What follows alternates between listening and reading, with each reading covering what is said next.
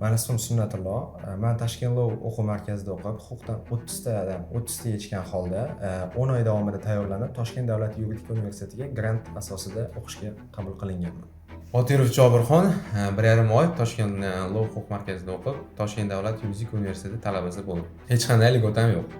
Ismim Shahzoda, 18 yoshdaman. Tashkent Law School'da 1 yil tayyorlanib, 2 ta sertifikat olib, yuridikaga grantga kirdim. Ilhomov Flaysbek, Toshkent Law School'da 9 oy tayyorlanib, Toshkent davlat yuridik universitetida talaba bo'ldim. Ismim Dehqonov Abror. Toshkent Law'da o'qib, 6 oy ichida Toshkent davlat yuridik universitetiga kirdim. Men Ruxshona, Toshkent Law School'da mehnat usulida 3,5 oy o'qib, B sertifikatini qo'lga kiritdim. Ismim Otabek Eshqobelov. Men Toshkent Law o'quv markazida o'qib, ona tili fanidan B sertifikatini 2 oy ichida oldim. Buni sizlar ham qila olasizlar. Men Baxtiyor Ozodbek, Toshkent Law School'da o'qiyman. Ona tili sertifikat fanidan 1,5 oy ichida ona tilidan sertifikat olishga ulgurdim. C natija bo'ldi. Toshkent Law School'da o'qishinglarni maslahat beraman.